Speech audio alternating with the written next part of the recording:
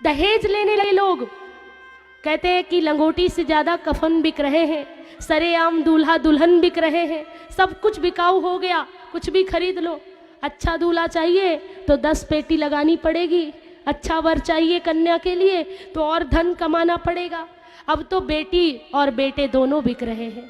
लालच के कारण लोग अपनी कन्याओं को भी बेच देते हैं, बेटियों को बेच देते हैं।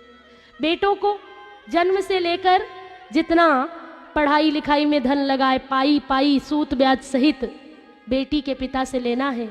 बेटी के पिता की पगड़ी और बेटे के पिता के चरण, यही मान्यता है ना। अगर धन नहीं है तो बेटी चाहे कितनी गुणवती है पर विवाह नहीं होना। एक बार की घटना याद आई, एक परिवार विवाह देखने के लिए बेटी का गया। वो बेटी बड़ी पढ़ी लिखी गुणवती थी, तो सारे लोग बैठ गए, बात करने लगे, बारी बारी से पूछने लगे। किसी ने पूछा रिश्तेदार ने कि आपको क्या क्या आता है, उसने बताया इतना पढ़ी हूँ, ये आता है वो आता है। फिर कहा बेटा और बेटी बात करेंगे, तो बेटा जो लड़का है वो पूछता है बेटी से, कहता है कि ये बताओ तुम्हें सिलाई कढ़ाई आती है? बोलती है जी हाँ आती है। सीना तागना आता है? हाँ आता है। रसोई करना आता है? आता है। दाल बाटी बना लेती हो? बना लेती हूँ। अच्छा सेवा करोगी? हाँ करूँगी। और तुम्हें कंप्यूटर चलाना आता है? जी वो भी आता है। गाड़ी चलाना? वो भी आता है। पूछता जा रहा है, वो बताती जा रही है, उसके प्रश्न समाप्त ही नहीं हो रहे। फिर उसने पूछा कि ये बताओ नाचना आता है? तो टेढ़ी टेढ़ी देखती हुई उस लड़के की ओर बोली एक प्रश्न मेरा भी है, मेरे प्रश्न का उत्तर आप पहले दे दो, आपने इतने सारे पूछ लिए। बोले कौन सा प्रश्न? तो कहने लगी तुम्हें तबला बजाना आता है? बहुत सारे लोग बैठे थे। अब वो लड़का तो पढ़ा लिखा ऑफिसर था, क्या कर कह दिया, मेरी इंसल्ट कर दी, बेइज्जती कर दी मेरी, मुझे तबला बजाना भला क्यों आएगा? तो बोले जब मैं नाचूंगी तो तबला तेरा बाप बजाएगा। और विवाह वहां पर टूट जाता है। तो इतना पूछताछ करने वालों से और दहेज भी ऊपर से, तो ऐसे विवाह को तो ठुकरा ही देना चाहिए। क्या फायदा, आज अभी परीक्षा ले रहे, कल कितनी और लेंगे।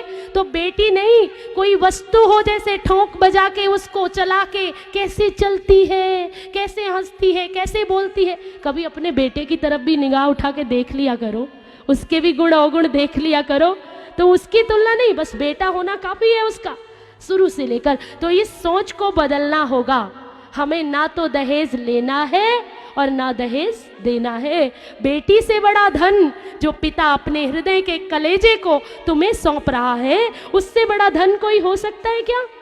पर कलयुग में ऐसा नहीं देखा। तब देवर्षि नारद जी ने कहा मैं बहुत दुखी होकर वापस लौट के जा रहा था, ये सारी घटनाएं देखी, न सत्य बचा, न तप बचा, न ज्ञान बचा। आपस में लड़ रहे हैं, दंपत्ति नाम चकलकनम, पति पत्नी लड़े जा रहे हैं।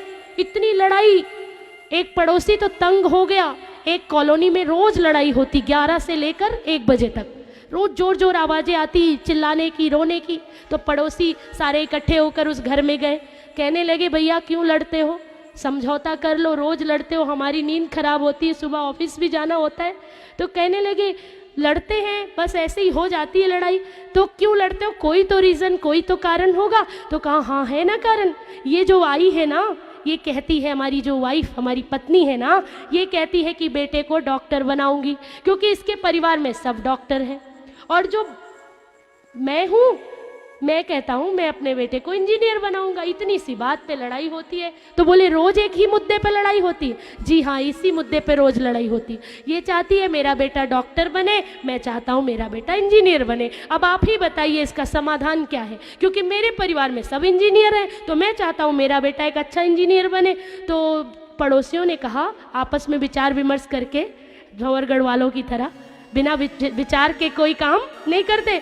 तो क्या कहा, भैया ऐसा करो तुम बेटे से ही पूछ लो, हो सकता है वो कुछ और बनना चाहता हो, उस वही निर्णय कर देगा, जो बेटा कहेगा वही मान लेना दोनों जन, क्योंकि एक ही बेटा इंजीनियर और डॉक्टर दोनों तो नहीं बन सकता, तो बेटे को पूछ लो।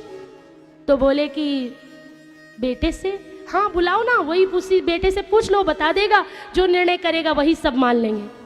बोले बेटा तो अभी तक हुआ ही नहीं तो पूछे किससे। जो बेटा अभी तक दुनिया में आया ही नहीं उसे क्या बनाना है, उस पे लड़ाई हो रही। तो भारत में लड़ाई का कोई कारण नहीं होता, बिना कारण की लड़ाई होती है। जितना तूल पकड़ते जाओगे उतनी लड़ाई बढ़ती जाएगी। तो जब एक पक्ष थोड़ा क्रोध में हो तो दूसरे को शांत हो जाना चाहिए।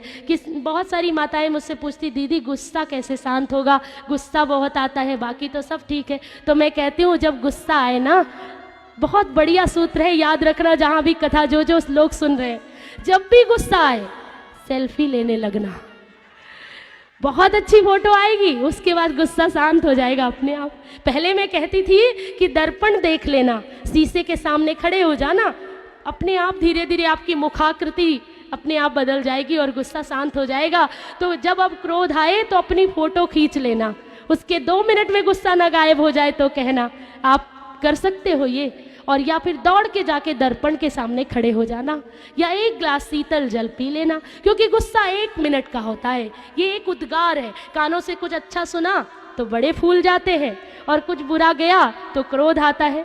कोई आपकी तारीफ करे, भाई हमारी बहू तो बड़ी अच्छी है, मक्खन जैसी कोमल है, बड़ी सुंदर रसोई बनाती है, अगर आपकी सासू माँ तारीफ करे तो बड़ा अच्छा लगता है। और एक आध बुराई कर दे कि कभी भी सूर्यास्त सूर्योदय से पहले नहीं जागती, कभी 10 बजे के पहले बिस्तर नहीं छोड़ती, तो कहते अच्छा अब मिलेगी रोटी, अब खाना तुम रोटी। तो गुस्सा क्यों आता है, उसका कारण ढूंढो या गुस्से पर नियंत्रण करो। तो बिना मतलब की लड़ाइयाँ